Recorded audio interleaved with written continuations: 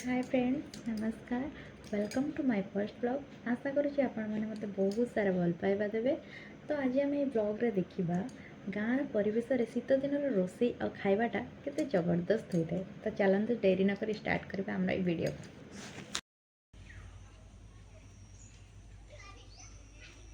ये मो money plant गछ को झरका पाखे रखी बाहर आम चूल्हे भात बस किचन प्रेसर डाली को बसई देती चलते से तड़का लगेगा। देखो मोर डाली पूरा रेडी हो जाए। अच्छा ये जिनसटीर ना कौन कहीपर कि जोटा मो हाथ में धरती जदि जानते कमेंट सेक्शन में निश्चिंत। आम बारी कदली था तो शाशुमा ये बस कदली काटी दूसरे भजा होगा लगे मुझे सागर कदलीर एक नुआ रेसिपी सेयार करने जाऊँगी।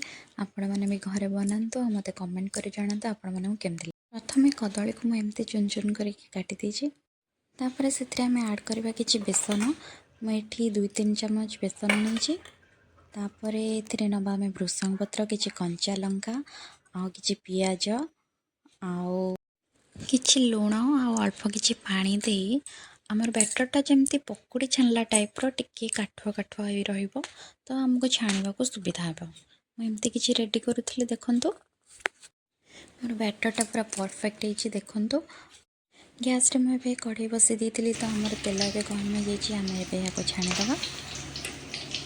आपण मैंने ये रेसिपी को घरे निश्चिंत ट्राए करते आपण मानक बहुत भल लगे। कदली आम देहपाई बहुत उपकारी होता है बिकज ए बहुत सारा विटामिन्स अच्छे। क्या कंचा कदली रेसिपी सब पसंद मत कमेंट रे निश्चिंत जनइबे। ये पूरा हो आसला यहाँ आम भल भाव छाणीदे तापर आम रेडी हो गला कंचा कदलीर पकोड़ा।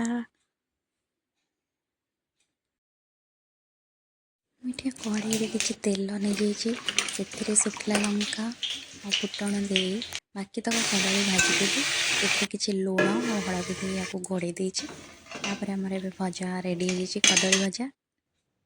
जे टे चटनी खावा मन है तो भाविली भृषंग पत्र नड़ियार चटनीटा बनईबी तो मुझे भृषंग पत्र को एमती पानी रे काढ़ी दौची ताकि भल धोई पारि तापर आम भल भाव धोई नवा। नड़िया करवाटा मत कष्ट फिर भी इच्छा तो होती नड़िया कष्टमस्ट एमती करदेली।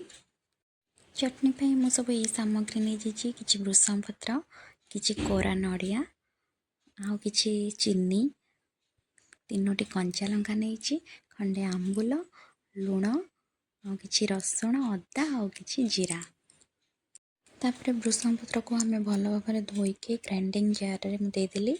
बाकी तक सामग्री जहाँ सब नहीं से सब को ऐड करी भल भाव ग्राइंडिंग करदेली। देखो आमर चटनी पूरा रेडी हो जाए खावाई। शीत दिन चूल्हे जो आलू पोड़ा और तार बास्ना और तार स्वाद मत बहुत पसंद तो मुझे किसी आलू को पोड़ी देती आको नहीं आसती।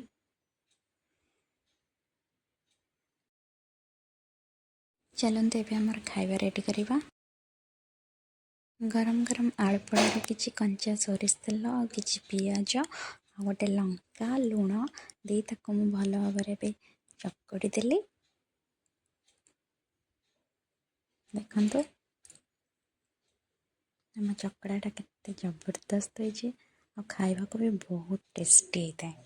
आपण मैंने भी ट्राए करूँ देखिए आपण मानक बहुत भल लगे। तो ये आमर खाଇବା थाली पूरा रेडी हो जाए। देखु भात डाली आलू पोड़ा आठी भृषंग पत्र चटनी आउ कदली पकोड़ा आपण मानक जो नुआ जिनसटी आपण मानक कहूली से मत कमेंट सेक्शन में जनइबे ता ना कौन आउ कदली भजा। Don't forget to like and share. रोची नमस्कार।